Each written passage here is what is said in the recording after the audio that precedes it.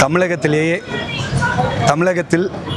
ஏழை எளிய மாணவர்கள் வசதி இல்லாதவர்களை வஞ்சிக்கும் வண்ணமாக ஏழை மாணவர்களுக்கு சமக்கல்வி கிடைக்காமல் கல்வியிலே தீண்டாமை நிலவி கொண்டிருக்கிறது.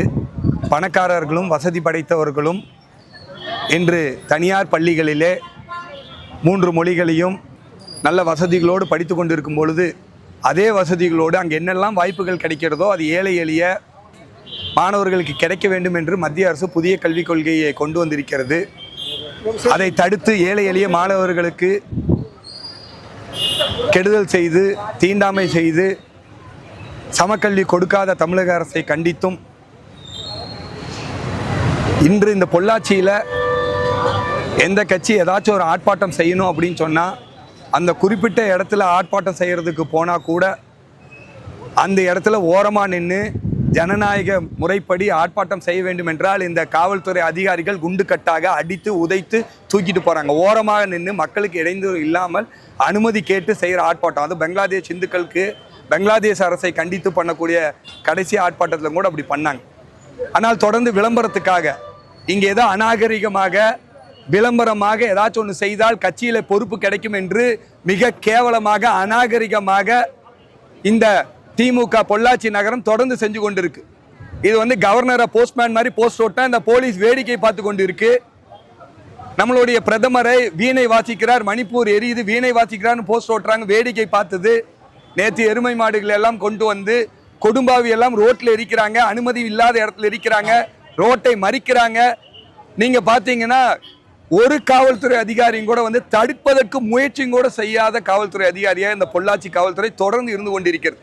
இது என்ன நாங்க சொல்றோம்னா, பொள்ளாச்சியில இந்த திமுக விளம்பரத்துக்காக அத்துமீறி செய்வதை இந்த காவல்துறை கண்டிக்கவில்லை என்றால் இது நிச்சயமாக ஒரு சட்டம் ஒழுங்கு பிரச்சனையாக பொள்ளாச்சியில வரும். ஏன்னா ஒரு நாள் இது எமோஷனலாக அடக்குமுறை தாண்டி யாரா இருந்தாலும் அடக்க எவ்வளவு நாள் இருக்க முடியும்?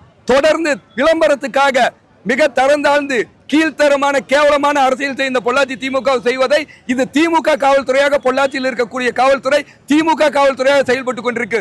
இதுக்கு திமுக யூனிஃபார்ம் போட்டு காவல்துறை பணியாற்றலாம். ஒரு காவல்துறை நேற்று செய்தி சேனல்ல பாருங்க, அதை தடுக்கிறக்கோ அனுமதி இல்லாத இடத்துல ஆர்ப்பாட்டம் பண்ணும் பொழுதோ அதை நின்று தடுக்கிறதுக்கு ஒரே ஒரு காவல்துறை அதிகாரியும் கூட நின்று சொல்ல முடியல. பொதுமக்கள் இருக்கிற இடத்துல ரோட மறிச்சு போறாங்க, பொதுமக்கள் இருக்கிற இடத்துல பெட்ரோல் ஊத்தி எரிக்கிறாங்க.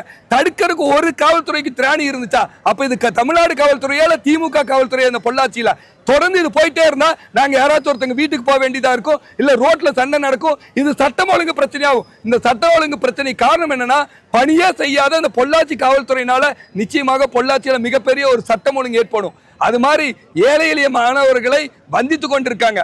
கழுதைக்கு தெரியுமா கற்பூர வாசனை? கழுதை கிட்ட கொண்டு போய் கற்பூரத்தை காமிச்சா கற்பூர வாசனை கிடைக்குமா? அது மாதிரி புதிய கல்விக் கொள்கையில் அவ்வளவு கிடைக்குது.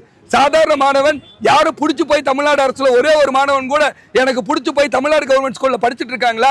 தமிழ்நாடு கவர்மெண்ட் ஸ்கூல்ல பணம் எல்லாம் போய் படிக்கிறாங்க. ஆனா அந்த மாணவர்களை வஞ்சித்து கொண்டு இருக்கிறாங்க. ஆனா அந்த மாணவர்களுக்கு தீண்டாமை ஏற்பட்டு கொண்டிருக்கு. இந்த மாதிரி நல்ல விஷயத்தை கழுதைக்கு கற்பூர வாசனை தெரியாத மாதிரி இந்த தமிழ்நாடு அரசுக்கு தமிழ்நாடு முதலமைச்சருக்கும் புதிய கல்விக் கொள்கை வாசனம் இல்லாமல் கழுதைகள் போல நடந்து கொண்டிருக்கிறார்கள். அதை இந்த பாஜக இன்னைக்கு கண்டிச்சு நாங்க இன்னைக்கு இங்க ஆர்ப்பாட்டம் பண்ணுவதற்காக வந்திருக்கோம்.